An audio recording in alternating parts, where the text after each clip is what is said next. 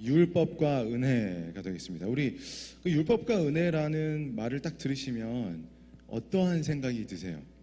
이게 말이 잘 딱 아구가 맞아 떨어지나요? 안 떨어져요? 오늘 어떻게 하면 이렇게 율법과 은혜가 아구가 맞아 떨어지는가를 공부를 하시는 시간이 되도록 하겠습니다. 제가 이제 목요일, 금요일 조금 체력적으로 힘든 시간을 보냈습니다. 잠도 잘 못 자고 또 먹지도 못하고. 그런데 이제 이 성경 공부를 하려고 딱 펴니까 안 먹어도 배가 부르다. 이게 무슨 뜻인지 알 것 같아요. 그래서 오늘 안식일 아침에 보통 이제 아침밥 안 드시고 오시는 분들 많이 계시잖아요, 그죠? 근데 지금 하나님의 말씀을 통해서 배가 부르시는 경험을 하셨으면 좋겠습니다. 우리 기억절 먼저 가도록 하겠습니다. 갈라디아서 2장 21절의 말씀인데요. 자, 내가 하나님의 은혜를 패하지 아니하노니 만일 의롭게 되는 것이 율법으로 말미암으면 그리스도께서 헛되이 죽으셨느니라 라는 기억절이었습니다. 그래서 오늘 율법과 은혜라는 것을 통해서 율법과 은혜가 어떻게 같이 일치하는 뜻을 가지고 있는가라는 이제 공부를 하시는데요. 우리 기억절에 보면 이제 은혜와 또 율법이 같은 맥락에 이렇게 있습니다. 우리 은혜라는 것과 또 하나님의 율법이라는 것을 우리가 그림으로 이렇게 딱 한눈에 볼 수 있는 그림이 하나 있습니다. 어떤 걸까요? 어떤 그림? 십자가. 근데 그 십자가는 좀 이렇게 생각을 해봐야 되잖아요. 근데 율법과 은혜라는 것이 그냥 우리가 눈에 딱 들어오는 그림이 하나 있어요. 어떤 그림인지 아시는 분? 어디요? 그렇죠. 우리 우리 저기 그 성소를 보시면 이제 지성소에 딱 들어가서 보시면 지성소에 있는 그 성물을 우리가 뭐라 그럽니까? 언약궤 그러잖아요, 그죠? 언약궤 안에 뭐가 있어요? 율법이 있습니다, 그죠? 율법이 있어요. 그 위에 하나님이 앉으시는, 영광이 앉으시는 그 의자를 뭐라 그래요, 우리가? 시은좌. 근데 이 시은 할 때 이 은이 그 자비 혹은 은혜를 나타내고 있습니다. 그래서 이 자비, 하나님의 율법과 하나님의 은혜가 같이 이렇게 딱 있는 그 모습이 거기에 있다는 것이에요. 그래서 이제 그것을 딱 생각하시면은 하늘나라는 어떠한 곳인가? 그러니까 율법이 이렇게 기초가 있는 거예요, 그죠? 율법이. 그런데 그 위에 은혜가 있다는 걸로 봐서는 하늘에 그 율법이 있고 은혜가 있어야 될 필요가 있을까요? 하늘에? 그러니까 이 말씀은 하늘에 있는 천사들이나 하늘의 거민일지라도 이 율법을 무엇을 통해 지킬 수 있다는 얘기예요? 하나님의 은혜를 통해서 지킬 수 있다는 것을 보여주고 계신 거예요. 그 그림을 통해서. 자, 우리가 이제 본격적으로 들어가기 이전에 요 상관관계를 잠깐 이렇게 머릿속에 확 집어넣으시고 시작을 했으면 좋겠습니다. 우리 죄가 이렇게 생겼을 때요. 이제 하늘에 죄가 먼저 생겼죠. 그리고 이 땅에도 이제 죄가 들어왔죠. 이 죄가 이렇게 딱 생길 때마다 이제 죄를 하나님께서 이렇게 다루시는 방법 초이스가 있으세요. 그죠? 한번 생각해 보시면은 죄가 딱 이렇게 생겼을 때 하나님께서 처음으로 할 수 있는 방법 첫 번째 뭐가 있을까요? 누가 이제 죄를 지었어요. 그러면은 그 죄인을 어떻게 하면 돼요? 회개요? 그것까지 가기 전에 가장 손쉬운 방법, 하나님께 손쉬운 방법. 죄를 지었어요. 그러니까 루스벨이 죄를 지었죠. 뭘 딱 해버리면 딱 없어져요. 루스벨을 없애버리시면 쫙 아담과 하와가 죄를 지었을 때 하나님께서 이렇게 해버리시면 죄가 없어지잖아요, 그죠? 그게 첫 번째 방법이었어요. 근데 하나님께서 그렇게 하셨어요, 안 하셨어요? 안 하셨어요. 죄를 짓자마자 딱 이렇게 해서 없애버리시는 거를 즉결 처형, 즉결 심판이라 그래요. 근데 하나님께서 그 즉결로 이렇게 하시는 대신에 뭐를 주셨어요? 어떤 기간을 주셨습니다. 어떤 기간? 뭐 할 수 있는 기간? 회개를 할 수 있는 기간. 그 기간을 뭐라 그래요? 은혜의 기간. 그래서 첫 번째 하나님께서 하실 수 있는 방법, 바로 없애시면은 손쉬운 방법인데 그 대신에 은혜를 주시는, 그 은혜가 있습니다. 그죠?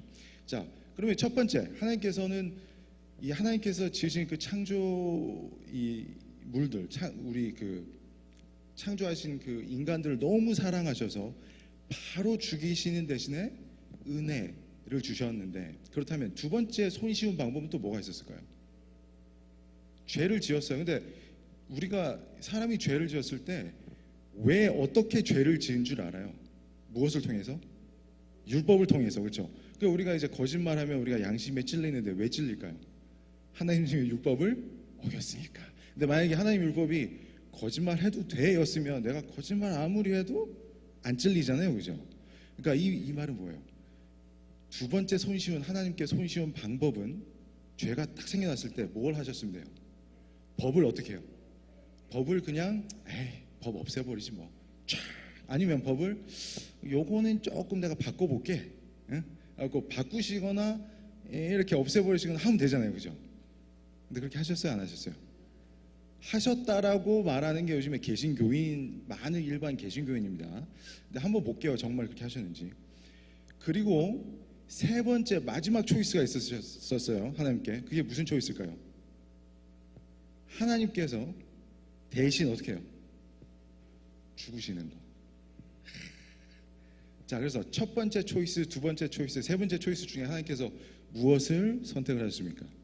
세 번째, 하나님께서 직접 죽겠다. 이 말은 내가 인간들을 너무 사랑하기 때문에 은혜를 주시고 법을 바꾸느니, 법을 폐하느니 내가 죽겠다 하시는 거예요. 그러니까 지금 일반 개신교, 제가 이제 흔히들 말하는 일요일교회라고 하겠습니다. 일요일교회에서 십자가를 통해서 법이 어떻게 돼요? 율법은 폐하였다. 이 누가 하는 말이에요? 사단이 하는 말이라는 거예요. 사단이 자꾸 세 번째 초이스를 없애는 거예요. 그래서 첫 번째, 두 번째 초이스밖에 없어. 하나님한테는 첫 번째, 너를 너무 사랑하시기 때문에 법을 폐하신 거야 라고 사단이 계속 인간들에게 자꾸 주입을 시킵니다.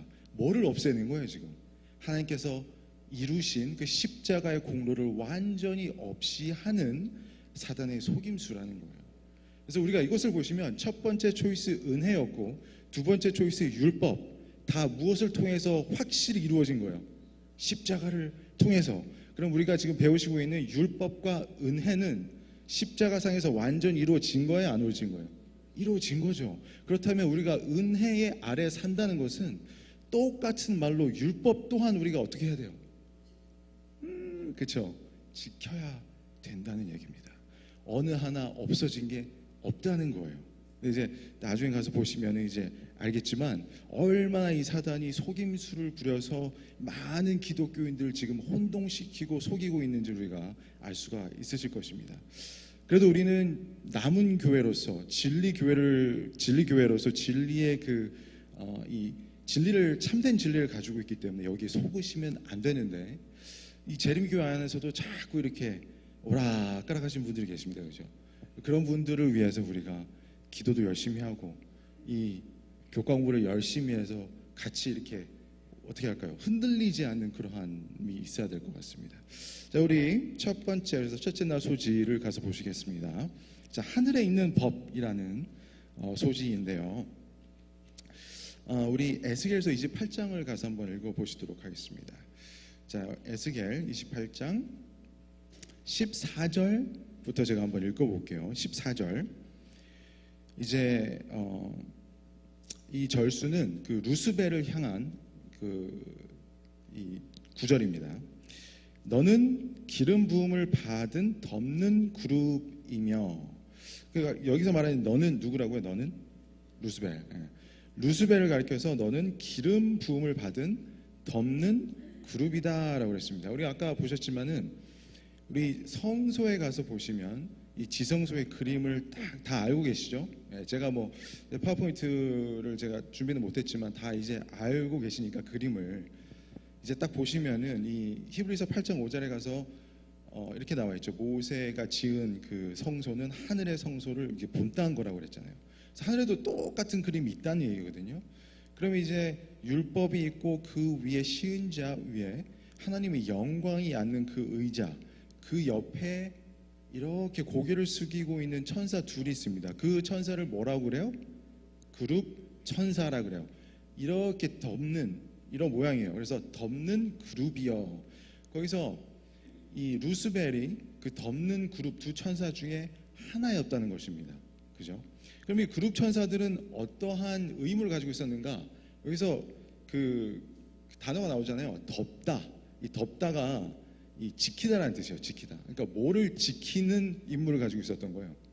하나님의 율법을 지켜야 되는 그런 의무를 가지고 있었던 에스겔이었다는 것이 아니죠. 루스벨이었다는 것입니다. 근데 이제 루스벨이 이제 15절에 가서 이렇게 나와요. 14절 더 제가 읽어보겠습니다. 내가 너를 세울 때 너가 하나님의 성산에 있어서 화광석 사이에 왕래하였도다. 어디 사이요? 화광석. 화광석이 뭘까요? 화광석 뭔지 아시는 분? 화가 뭘까요? 화. 불화. 광석 할 때 광은 뭐예요? 막 빛나는 석이 뭐예요? 석. 돌. 그래서 여기는 불이 있는 빛나는 돌 사이에서 왕래를 했다 이런 뜻입니다. 자, 15절에 가서 보시면 너가 지음을 받던 날로부터 너의 모든 길에 완전하더니 마침내 불의가 드러났도다. 자, 여기 우리 그 연애신 읽어보시면은 너의 모든 길에 완전하더니 할 때 그 완전할 때까지는 어떤 때까지 완전했냐면 이 덮는 그룹이었을 때 하나님의 법을 덮고 있었을 때 어떻게 해요? 완전했다. 그러니까 하나님의 법을 지키고 있을 때 완전하였던 루스벨이 언제 불의가 드러났느냐? 그의 마음에서 내가 왜 나도 똑같이 하나님처럼 영광 있는 모습인데 내가 왜 이러고 있을까라는 마음이 들면서부터, 그러니까 한마디로 자신이 지켜야 되는 그 법을 나 안 지켜도 될 것 같은데라고 하는 마음이 들면서부터 뭐가 일어났다고? 불의가 드러났도다라고 하는 것입니다. 여기서 말하는 불의, 이제 영어 성경에서 보시면 이 불의가 iniquity라는 단어예요. 이 iniquity라는 단어는 sin, 그 죄와 그냥 같은 동의어라고 보시면 됩니다. 그래서 한마디로 내가 법을 내가 안 덮어도 될 것 같은데라는 마음이 들 때 뭐가 일어났던 거예요? 마음속에 죄가 일어났다라는 얘기입니다. 그래서 우리가 죄의 정의는 사도 요한께서 뭐라고 그러셨어요? 법을 어기는 거라고 그랬잖아요. 그래서 법을 어기는 것이 바로 우리가 죄를 짓는 것이라고 했습니다. 근데 이제 완전할 때 무슨 어디를 왕래했었는지 여기 나와 있다고 그랬었죠. 화광석이라고 했습니다. 우리 돌이라 그러면은 한 성경에서 돌이 의미하는 게 뭐가 있을까요? 예수님, 뭐 다 많이 있죠.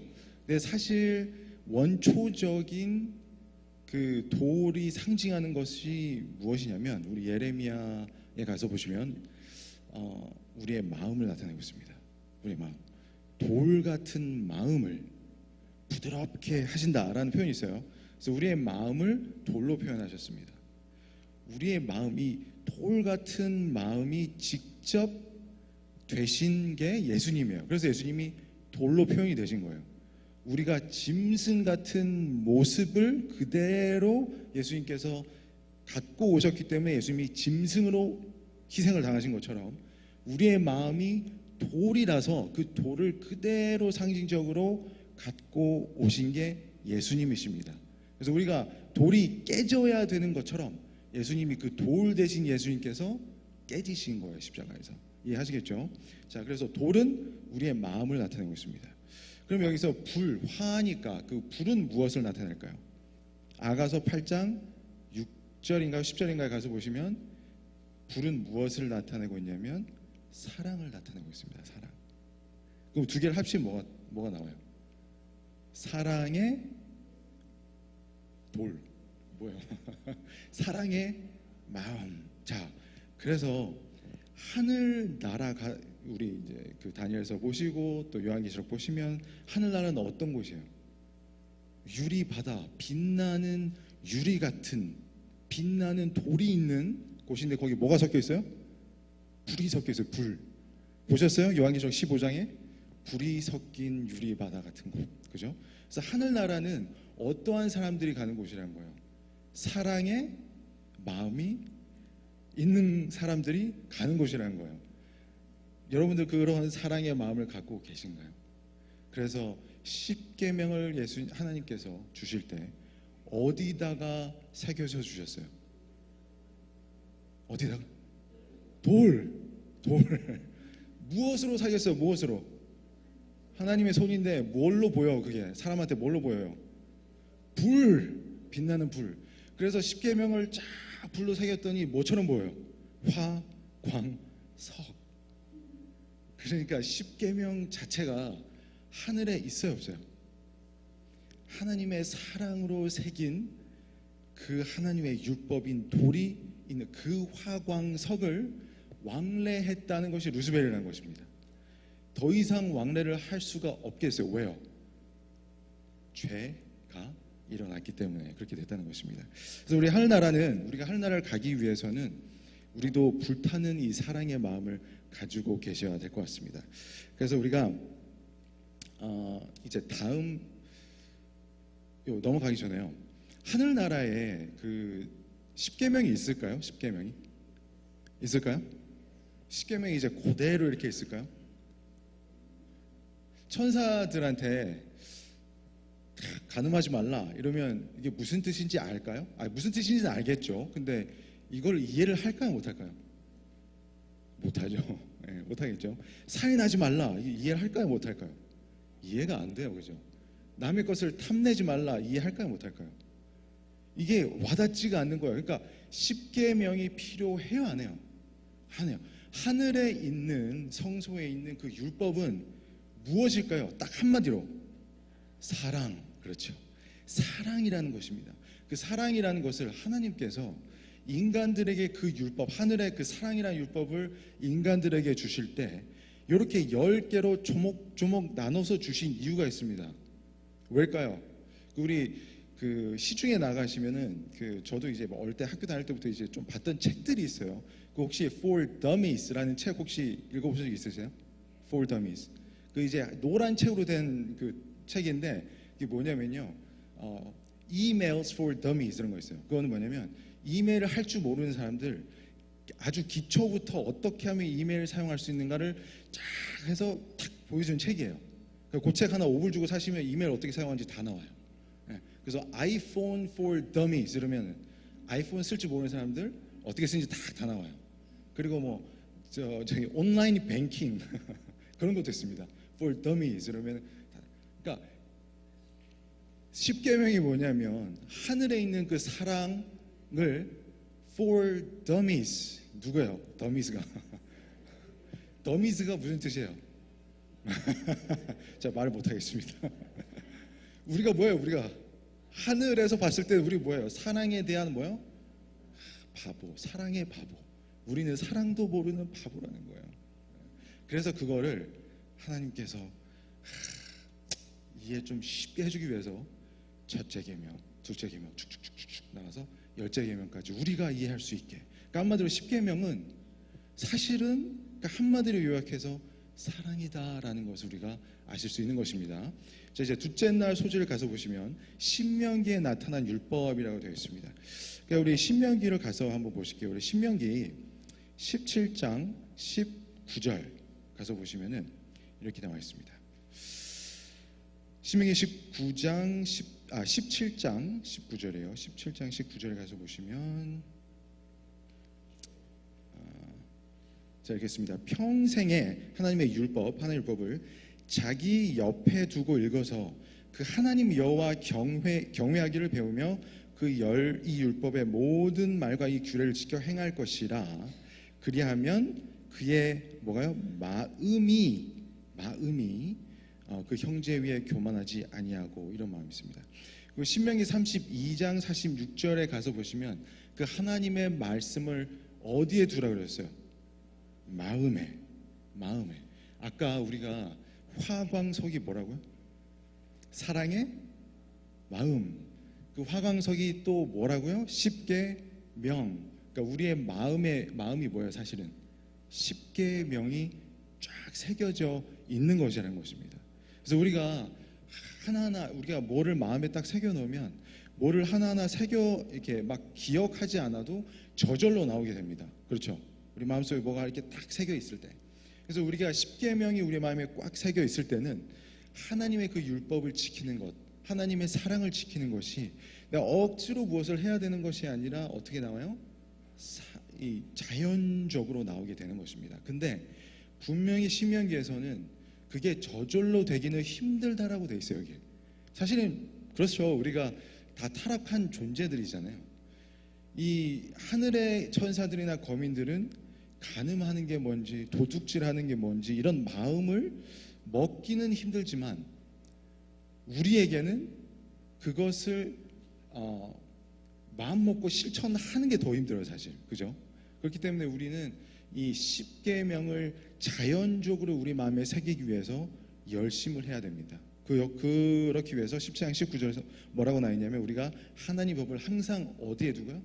우리 옆에 두고 우리 마음에 두고. 그러니까 우리가 하나님의 법을 계속해서 매일매일 기억하시고 상고하시는 그러한 삶을 살아야 되는 거예요. 우리가 이제 여러 가지 하나님의 율법이 있지만 그중에 십계명 이렇게 있잖아요. 그 십계명을 매일매일 생각하시는 분 계신가요? 우리 삶 속에서 첫째 계명부터 열째 계명까지 다 읽어보신 분들 계세요? 없죠? 지금부터 한번 매일매일 짧잖아요. 5분이면 끝나잖아요. 요것만이라도 좀 계속 매일매일 읽어보시면 그 하루를 살아갈 때 내가 무심코 남을 미워하는 마음이 탁 들 때 어떻게 할까요? 살인하지 말라. 이 생각 날까요, 안 날까요? 날 것 같아요. 그죠? 그래서 우리가 매일매일 가장 처음 하나님의 법을 좀 계속 상기시키는 그런 생활 좀 하셨으면 좋겠습니다. 자, 우리 셋째 날로 넘어가도록 하겠습니다. 셋째 날은 그 제목이 너의 행복을 위하여라는 제목이 되겠습니다. 우리 신명기 10장을 가서 읽어보시겠습니다. 신명기 10장 13절을 가서 보시겠습니다. 신명기 10장 13절입니다. 내가 오늘날 너의 행복을 위하여 너에게 명하는 여호와의 명령과 규례를 지킬 것이 아니냐.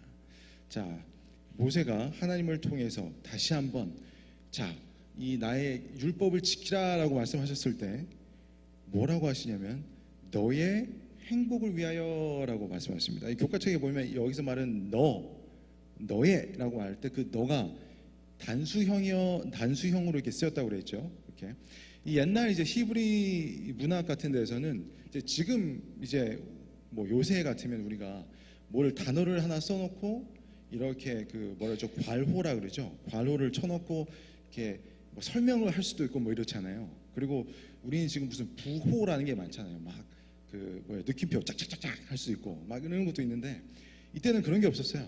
그런 게 없고 하기 위해서는 문맥에서 계속 나왔던 것과 뭐를 조금씩 바꾸면서 특징을 지워줬습니다. 그럼 여기 10장에서 이제 모세가 계속 그 말씀하실 때 너가 복수였다. 갑자기 여기서 단수로 바뀌어요. 그럼 여기서 말하는 너가 좀 귀 기울여서 한번 들어봐라 이런 뜻이 되겠습니다. 그죠?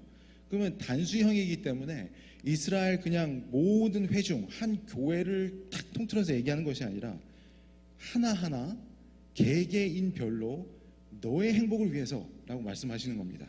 자, 그러면 우리가 구체적으로 이 십계명이라는 것이 이 이스라엘 백성들뿐만 아니라 우리에게도 지금 주어진다면 과연 여러분과 저에게도 여러분을 위해서 저를 위해서 이것이 개개인에게 해당이 되고 나의 행복을 위한 십계명인가 생각해 보신 적 있으세요? 왜 십계명을 지키면 우리가 행복할까요? 어떻게 해서? 우리 교과책 99페이지에 가시면은 우리 사상보훈에 이제 나오는 그 글이 있습니다. 여기서 보시면 보호의 울타리가 되는 하나님의 율법이라고 나와 있어요. 어떻게 우리가 율법을 지켰는데 보호가 될까요? 우리에게? 네? 네.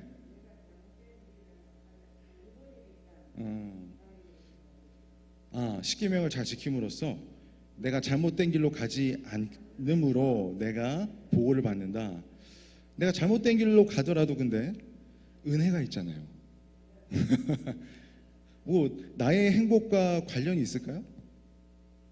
있죠, 있죠. 예, 제가 그냥 요거는 지금 제가 그냥 트릭 퀘스천.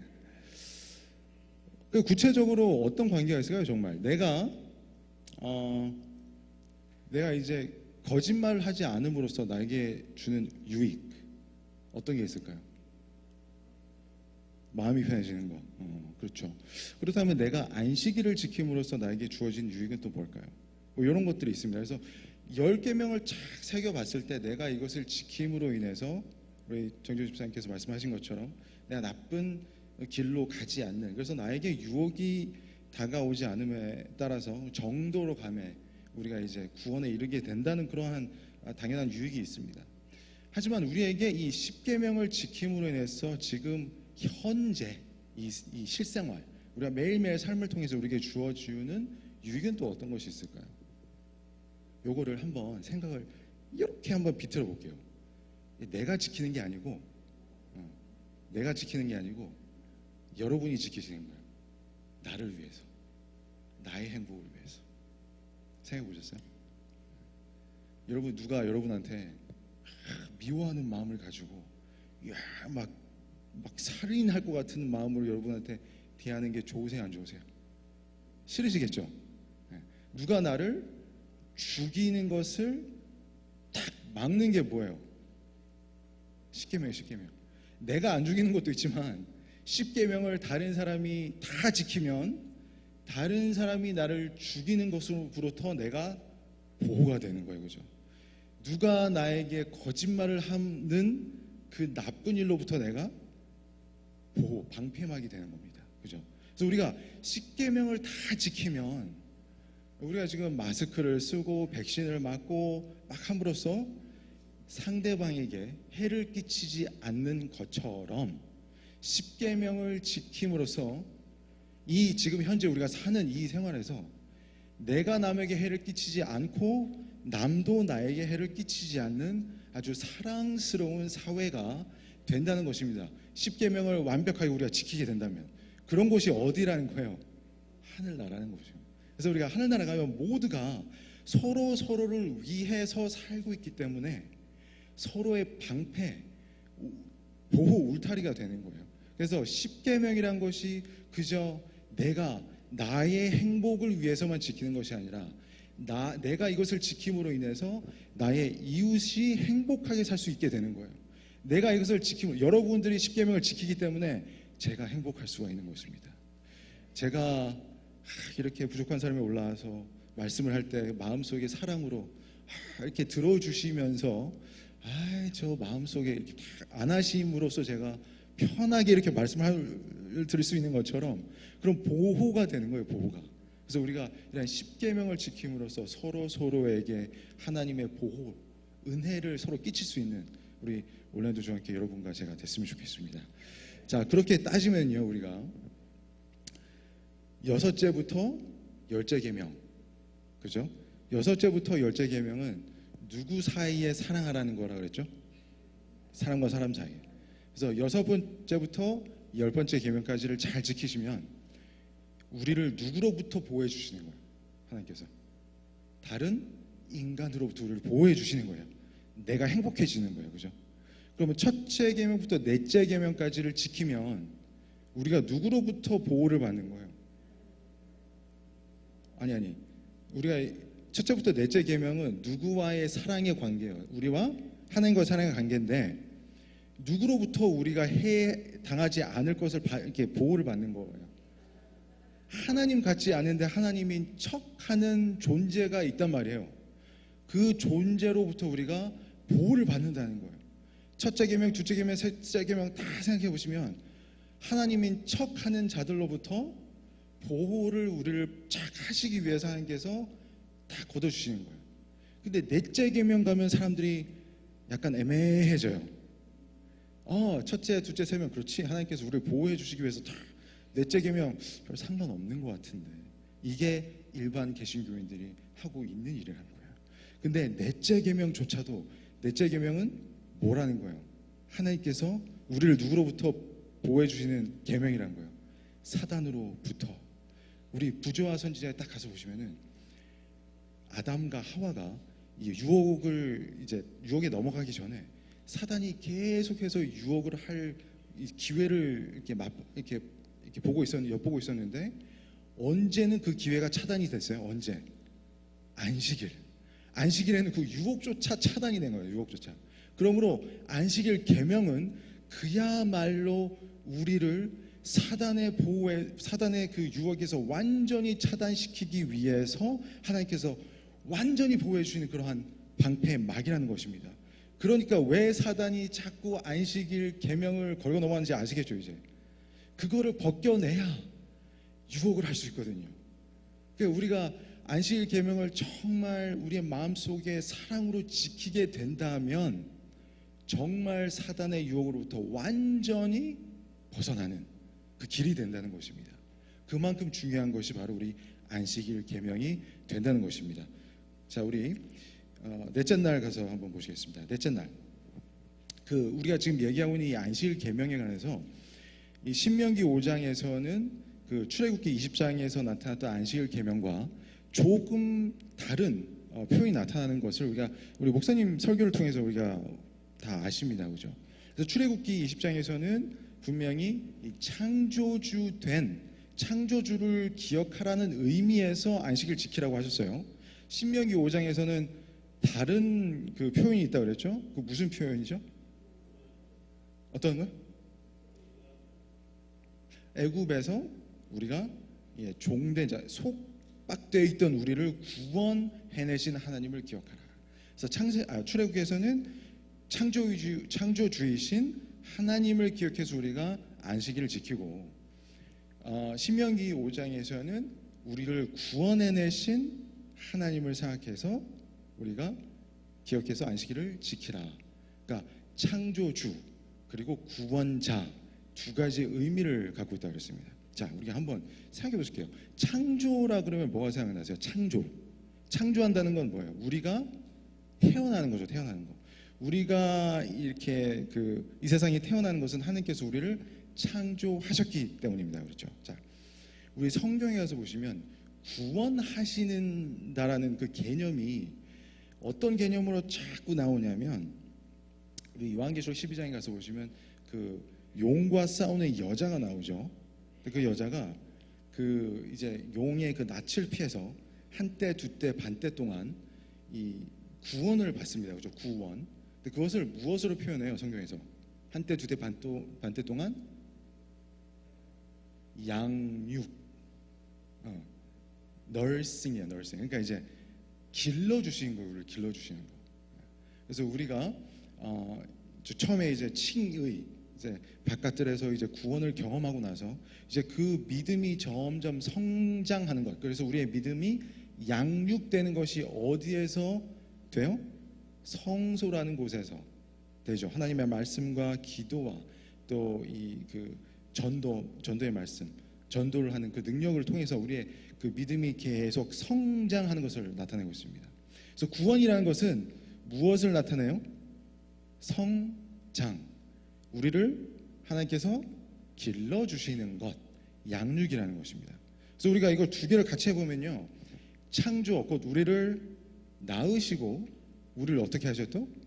길러주시는 하나님, 그 뜻이에요. 여기서 무슨 말인지 아시겠어요? 우리가 이제 이 세상에서 우리가 아이를 낳고 참 안타깝게도 기를 수 없는 부모들이 있습니다. 그죠? 그 부모들이 참 안타까운 마음이고 이런 마음이 하지만 기르는 특권을 가지지 못해요. 그러면 사실은 완전한 부모의 개념이라기보다는 좀 안타까운, 무엇이 결여된 느낌이 있습니다. 그렇죠? 그리고 이제 입양을 해서 이렇게 아이를 기르는 부모들이 있어요. 참 사랑으로 참 위대하고 사랑 많은 이 입양 부모들이 참 많이 있습니다. 이제 가끔씩 그 TV나 유튜브 이런 데 보면 저도 마음이 너무 따뜻해져요. 참 좋은 이 부모들이 있는데, 하지만 안타깝게도 한 가지 결여된 것은 낳지를 않았어요. 그 부모를. 그죠?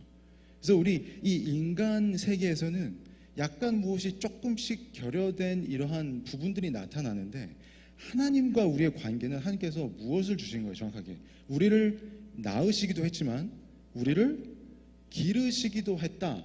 완벽한 부모다라는 것을 십계명의 무슨 계명을 통해서요? 안식일 계명을 통해서 주시는 거예요. 그러니까 우리가 참된 우리 하늘 부모이신 우리 하나님 아버지, 나를 낳으시고 나를 기르시고 완벽한 부모를 이해하기 위해서는 우리가 무엇을 경험해야 된다는 거예요? 매주 안식일마다 안식을 경험하셔야 되는 거예요. 그래서 우리가 이러한 두 가지의 의미를 가지고 있는 것을 어디서 볼 수 있어요? 신명기를 통해서 우리가 볼 수가 있는 것입니다. 그만큼 우리가 신명기는 굉장히 아름다운 책이다라고 볼 수가 있겠습니다. 우리 이제 마지막 소절 가서 보시겠습니다. 5째 날, 너희의 의로움 때문이 아니라라고 되어 있습니다. 우리 신명기 9장을 가서 한번 보시도록 하겠습니다. 신명기 9장 4절 5절을 제가 읽어보겠습니다. 신명기 9장 4절 5절. 자, 너의 하나님 여호와께서 그들을 너의 앞에서 쫓아내신 후에 너희가 심중에 이르기를 나의 의로움을 인하여 여호와께서 나를 이 땅으로 인도하여 들여서 그것을 얻게 하셨다 하지 말라. 실상은 이 민족들이 악함을 인하여 여호와께서 그들을 너의 앞에서 쫓아내십니다. 이 무슨 내용인지 아세요 혹시? 이스라엘 백성들이 가나안 땅으로 딱 들어가는데 그 땅에 있던 악한 백성들이 있었어요. 그 악한 백성들을 하나님께서 쫓아내시고 이제 이스라엘 백성들이 들어갑니다. 근데 이스라엘 백성들의 마음속에 뭐라고 생각해요? 나는 의로우니까 내가 이 악한 이들을 대신해서 우리가 들어가는 거야 라고 생각했다는 말이에요. 근데 모세가 뭐라고 그래요? 착각하지 마라. 쟤네들이 악해서 그냥 가는 거지 너희가 의로워서 들어가는 게 아니다. 근데 생각해 보세요. 말이 조금 이상하지 않으세요? 너희들이 의로워서가 아니라 그들이 악해서 너희들이 들어간 것이다. 사람이 악함은 악하고 의로움은 의로웠지 뭐 중간이 있어요? 약간 악함과 의로움 가운데가 뭐 있나요? 없잖아요. 악함은 악하고 의로움은 의로웠잖아요. 그 이스라엘 백성한테는 너희들이 의로움이 아니라 라고 했으면 너네들은 어떻다는 거예요? 악하다는 얘기잖아요. 근데 저기 있는 땅에 있는 사람들은 왜 쫓겨났다고요? 악해서 쫓아났대요. 그러면 이스라엘 백성들도 악하니까 들어가면 돼요, 안 돼요? 안 되잖아요. 근데 왜 이렇게 될까요? 왜? 하나님의 은혜로서. 그 은혜는 어디서부터 시작이 돼요, 사실? 이 아브라함 때부터, 그죠? 하나님께서 약속을 통해서 그 은혜가 흘러 내려와서. 근데 이것을 우리가 이제 상징적으로 이 평행선으로 쫙 이 패턴을 한번 보시겠습니다. 우리 하나님이 택한 그 땅이 있어요. 하나님이 택한 땅에서 무리들이 살고 있는데 악한 무리들이 있습니다. 이 악한 무리들을 하나님께서 쫓아내십니다. 그죠? 쫓아내세요. 근데 잘 보면 쫓아내시고 이스라엘 백성이 들어가는데 이스라엘 백성조차도 뭐 의로운 백성들이 아니라 그래요. 그죠? 이제 9절과 10절에 가서 보시면은 어떤 또 내용이 있냐면 너희들이 의로움이 아니라라고 해주셔놓고 갑자기 하나님께서 또 무슨 내용이 다시 착각했습니다. 자, 하나님께서 너희들이 죄를 지어서 멸하시려고 했을 때 기억나죠? 모세가 제 이름을 생명책에 지우다. 그 기억나시죠? 그래서 모세가 지금 그러는 거예요. 9절과 10절에서 하나님이 너네들이 악한 짓을 했을 때 멸하시려고 했을 때 내가 빌었다 이거예요. 빌었다. 내가 빌어서 하나님께서 그 분노를 멈추시고 그 대신에 뭐를 주셨다고요? 시내산에서 뭘 주셨어요? 십계명을 주셨다라고 되죠. 그래서 뭐냐면 자, 하나님이 택한 땅이 있어요. 정한 땅. 그 땅에 악한 무리들이 있습니다. 그 무리들을 쫓아내시고 여기 다른 무리들을 들이미는데 그 무리들도 악해요. 의롭지 않아요. 근데 누구 때문에 들어갈 수 있어요? 모세. 근데 모세가 어떤 역할을 가지고 있어요? 중보를 했잖아요. 중보. 그죠? 하나님께 살려주세요. 중보를 했단 말이에요. 그래서 중보자와 무엇을 통해서요? 하나님께서 뭘 주셨어요? 십계명. 그래? 그러면 그 대신에 들어가긴 들어가는데 뭐 지키라고요? 들어가서 지킬 십계명 지금부터 외워놔. 응? 그거예요. 그거란 말이에요. 이게 무슨 얘기냐면, 자, 이 이스라엘이 애굽 출애굽하는 이 여정을 우리가 하늘 가는 여정과 같다 그랬죠. 그죠? 자, 하늘에서 요한계시록 12장에 가서 보시면 하늘에서 루스벨 사단이 싸움을 일으킵니다. 이제 예수님과 이제 전쟁을 일으켜서 져요. 그죠? 져서 쫓겨나는데 어떻게 혼자 쫓겨나요? 누구랑 쫓겨나요? 3분의 1이 되는 악한 누구요? 무리들과 함께 쫓겨납니다. 하나님이 택한 장소에 3분의 1이나 되는 자리가 어떻게 됐어요? 뚫린 거예요. 그 자리를 메꾸기 위해서 누가 들어가요? 이스라엘 백성. 우리가 누구예요? 영적 이스라엘 백성. 우리가 의로워서. 맞아요? 누구 때문에? 예수님 때문에. 예수님하고 또 무엇 때문에? 무엇 때문에? 하나님의 율법. 우리가 하늘나라 가서 지킬 율법을 잘 외워놓으라고 주신 그 율법과 우리의 중보자이신 예수님 때문에 우리 의롭지 않잖아요. 그죠? 오늘 아침에 교회 오시면서 신경질 좀 나셨 분들이 계시잖아요. 의롭지 않아요, 우리는. 그렇죠? 우리는 의롭지 않단 말이에요. 하지만 예수님께서 그러한 우리라도 붙들고 있으면 데리고 가신다는 거예요.